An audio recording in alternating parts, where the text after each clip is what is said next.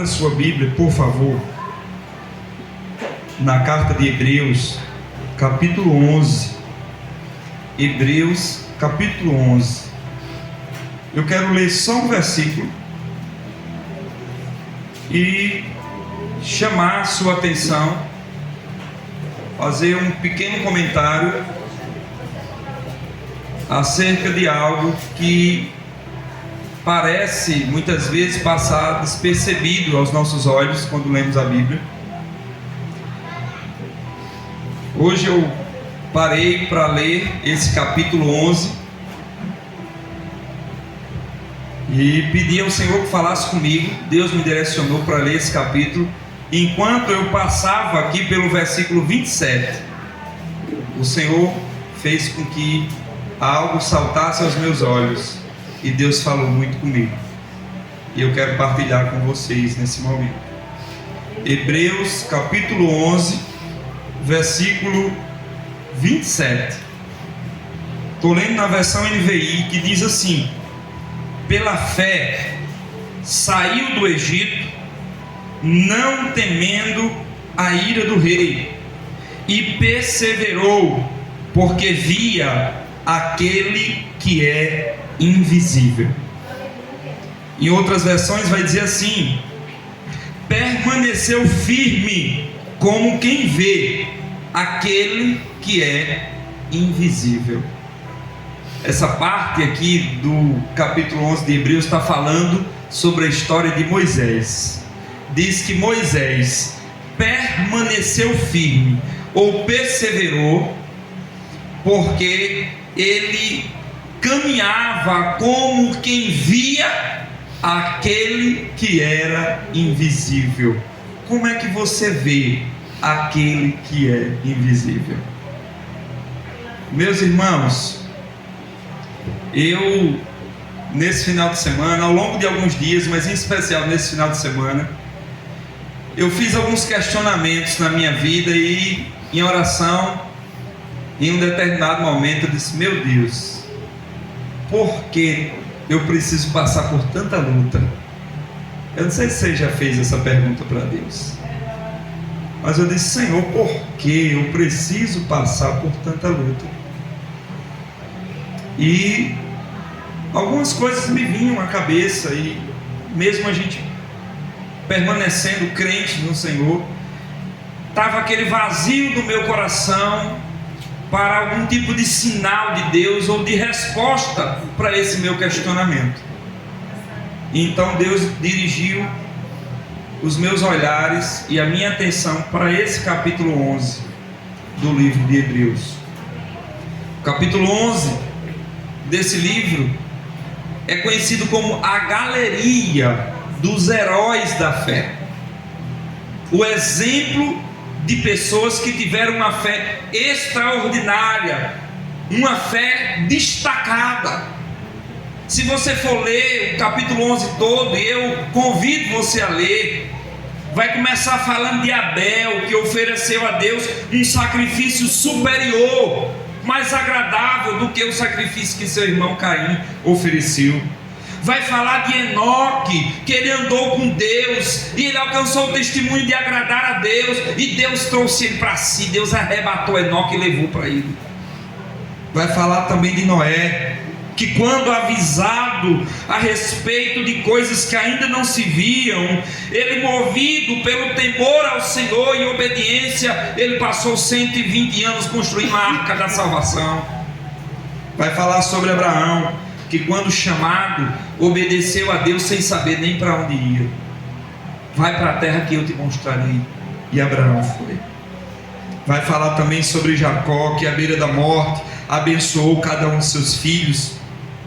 Vai falar também sobre a fé de José, que no fim da vida fez menção ao êxodo lá dos israelitas no Egito e deu instruções da parte do Senhor para que os seus ossos não ficassem lá na beira do caminho, mas que fossem levados para serem enterrados na terra do seu povo, na terra da promessa. e vai fazer menção também de Moisés aqui, e mais à frente ele vai dizer: eu não tenho tempo, lá no versículo 32, que mais direi? Não tenho tempo para falar de Gideão, de Baraque, de Sansão, Jefté, Davi, Samuel, os profetas, homens que enfrentaram várias coisas. Esses são homens que são verdadeiros heróis da fé, e Deus me trouxe a atenção para cá. Enquanto eu lia isso, Deus respondia a minha pergunta: por que eu preciso, Senhor, passar por tantas lutas? E Deus me fazia entender que um dos principais motivos é para que o Senhor me ensine a viver pela fé. Deus me falava ao coração a partir disso.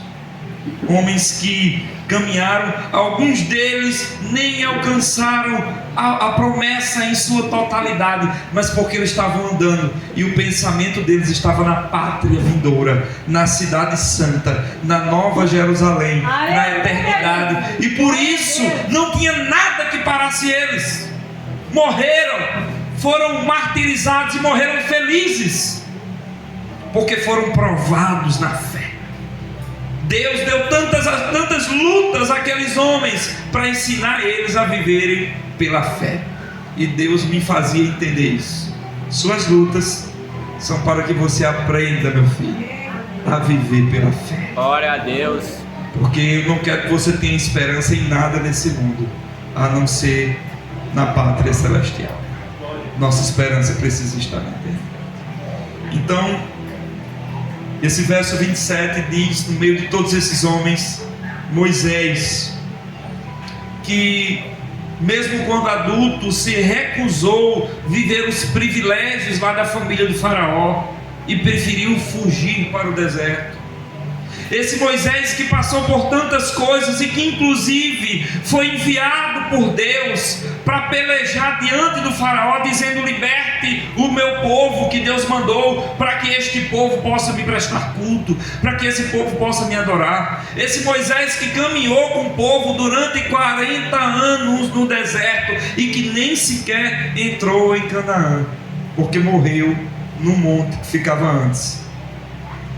Mas diz aqui o autor que ele permaneceu firme, porque ele vivia como quem via aquele que é invisível. Aleluia.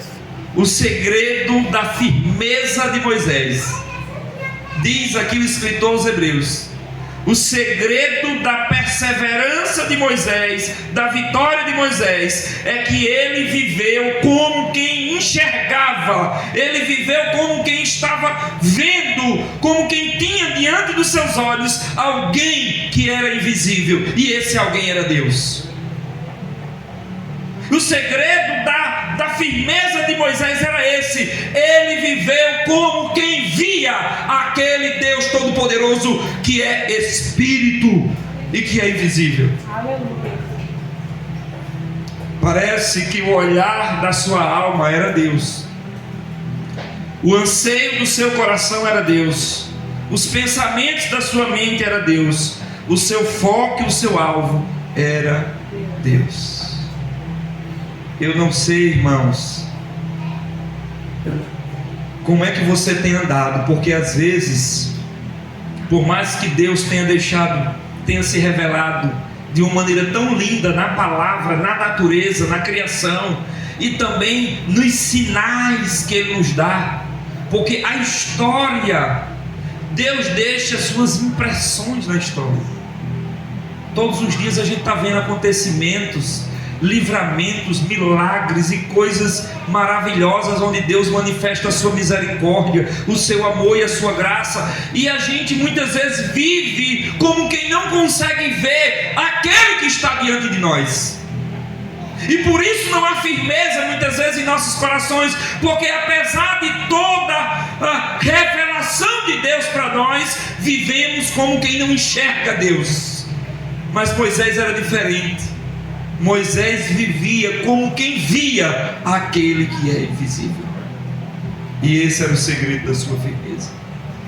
Eu não sei se você já comercializou, já fez uma troca com alguém Enquanto eu estava pensando nesse texto, eu lembrei disso. Eu já fiz uma troca, eu comprei alguma coisa e o cara disse, está lá em casa, vamos lá ver. E eu conheço tanto o rapaz, às vezes um amigo meu, conhecia tanto, confiava tanto na palavra dele, que eu dizia, não precisa ir ver não. Não, rapaz, vamos lá, você precisa ver, é do jeito que eu digo e tal. E eu dizia, não, é mesmo que eu estou vendo. Basta você dizer, é mesmo que eu estou vendo. É desse jeito que Deus quer que a gente viva com Ele. Eu não estou vendo, mas é como se eu estivesse vendo.